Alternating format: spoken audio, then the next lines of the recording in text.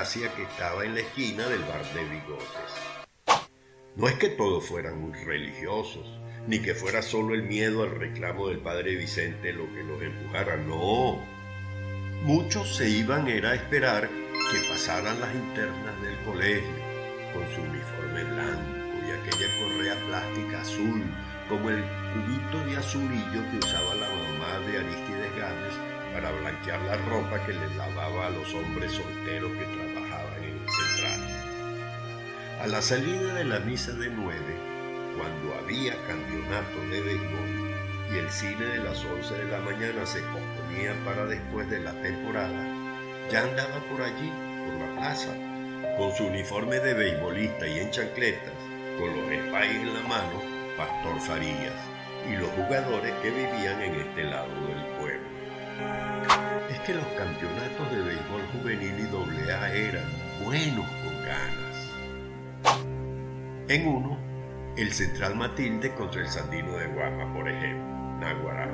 Y en el otro, el equipo polar de Cruz Baiza contra los 9 de Pueblo Nuevo, o los Tigres de Tomás Ascanio. Para allá nos íbamos a pasar la mañana del domingo los muchachos de entonces. Matías, el nene Durán, Jorge, Ángel, Celio, Chepe, los que jugábamos la caimanera con pelota de goma frente a la bodega del Cabo Pérez. Era el mismo campo de ahora, pero sin nombre. Allá, apoyados en aquella cerca de paletas de madera que sustituyó al alambre de púas y protegía el terreno de juego que para variar donó el Central Matilde, desgranábamos la mazorca del tiempo entre las hazañas de Osvaldo Pajilla Aranguren, el Flaco Sala, Periquera, Arístides López, Juan Suárez, Fran Osorio, Manuelito Escalona, Francisco Vizcaya o cualquiera de los jugadores verdaderos estrellas que teníamos. Y así, entre raspados y chicha, se nos iba la mañana del domingo. Regresábamos con el sol más ardiente y luminoso que nunca jamás nadie se puede imaginar. Como un disco fundente nos calentaba la coronilla. Era como si lleváramos una boina de aluminio al rojo vivo. Íbamos a pie por aquellas calles que a esa hora ya lucían solitarias. La sabrosa modorra dominguera que se esparcía por todos los rincones del pueblo estaba esperándonos. Lo único que se oía en aquellas horas, pasada la 1 de la tarde, eran las querellosas voces de Antonio Aguilar preguntando con quién se andarán paseando aquellos ojitos verdes o lamentándose porque andaban doloridos del cuando no era Mario Suárez que nos decía que las orquídeas son preciosas y todo para poder hablarnos de la catira rosa. Eran canciones que venían desde las entrañas de aquellos hermosos aparatos musicales, llenos de brillante colorido que llamaban rocolas.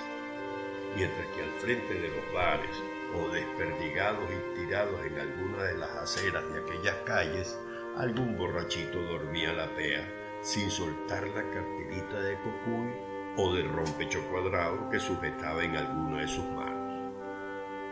Llegar y entrar a la casa era sentarse a comer y a escuchar en cada 2x3 el «cállate que papá está durmiendo» de mi madre, o el «chsto» reclamando silencio, mientras mi hermana Miriam con Dalia Indriunas inventaba algún juego para hacer más rápido el lento paso de las horas en las tardes domingueras.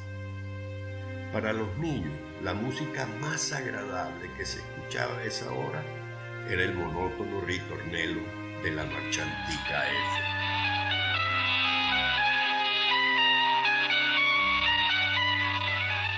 Después, cuando llegamos a tener bicicleta, después que junto a Matías aprendí a dominarla en el patio de su casa, con aquella bicicleta muy grande para nosotros, que éramos un par de carricitos, Philly o Norman, no recuerdo bien la marca, que era la que usaba su papá Mijail para salir a pasear en las tardes después que llegaba del trabajo o para ir de pesca y cacería los fines de semana. Recuerdo que para poder llegar a los pedales no la cabalgábamos. Pasábamos una pierna dentro del marco, con las manos en alto tomábamos el manubrio porque por encima del tubo no llegábamos. Y así, entre porfías y caídas, aprendimos, lo que nos dio autoridad para pedirle a San Nicolás que nos trajera una. Entonces, después que aprendimos y las tuvimos, los domingos nos íbamos en patota hasta el Central Matilde. La bajada era una mantequilla, pero subir le roncaban los motores. Y llegábamos hasta Buchicabure, allá donde los Díaz o los Sánchez, o hasta San José. Y en las tardes, cuando ya casi se desplegaba desde el horizonte el oscuro manto de la noche, era aquel sube y baja por las rampas de la estación del ferrocarril. Y entonces fue cuando Faes el Perico pudo trabajar. Cuando llegó la lavandería Francis, que todavía no era tintorería ni era dry cleaning, llegó con aquellas bicicletas de reparto, buscando y llevando ropa casa por casa. Así ganó la plata con la que se mandaba a hacer aquellos pantalones, overol los llamaban, parecidos a los blue jeans, con la bota tubito y enrollada hacia arriba, que junto a los pantalones tornasol de Fossi nos mataban de envidia a unos cuantos zagaletones del pueblo. Cuando llegamos al bachillerato 1, a la técnica industrial se fueron otros. Reforzamos viejas amistades que hasta entonces eran circunstanciales. Resorte, Caplan, bueno, Ángel Saturno, que venía del grupo escolar Escalón y Calatayud, pero al que desde antes normalmente nos encontrábamos junto con Julito Díaz, con Eugenio Gons y otros en aquellas patinatas decembrinas. Antonio Abreu, tremendo pitcher junto a Hernán de Víez, el Gordo Víctor, Emiliano Rondón, Rapucho, Rey del Monte, Monterrey, Valentín Chicuaco Mendoza, el recordado Douglas Landines, Robert Mendoza, Jorge Bolívar Nácuara, gozando un pullero siempre con él, Enrique Pescado Quintero, Polito Chirino, Nelson Calvete, Fuad Faes, Joaquín Vizcaya, Pedrito Sánchez y Jorge Durán, jugando ahora nuestro propio partido de béisbol, o cayéndole a patadas a un balón de fútbol, allá en el aeropuerto del Matilde, a donde en el autobús del colegio nos llevaba el Padre Ángel. Entonces, en uno de esos años, en vacaciones, vinieron las excursiones a Panchito y a Campo Elías, pero también llegaron las guerrillas y la inesperada muerte del Padre Ángel. Y se acabó una forma de pasar los domingos. Más tarde, cuando dejamos de ser niños y ya andábamos en otras cosas, las tardes del domingo las ocupaba el Club Campestre. Era la época del twist, de la Caribbean Boys, de Marianito Piña, de Pastor Durán, Maritere Reyes, la otra Maritere, Roselena, la de Pomar, Lenchi, Ñaña, Miki, Pedrito Sánchez, Gustavo Delgado, Lorenzo Aldón, El Cabito Pérez, Ángel Jiménez, Reinaldo el Porteño, Carlos Vialco, María Martínez, José Marchuk, Antonio Chirino, Navarrito, Fuad, la muchacha aquella, Forchina. Fue una época muy dura porque para unos cuantos la timidez hacía estragos en nuestro espíritu juvenil. En las noches, después del baño y de vestirnos con las mejores galas, el cine. ¿Quién se puede olvidar del Cine Lido?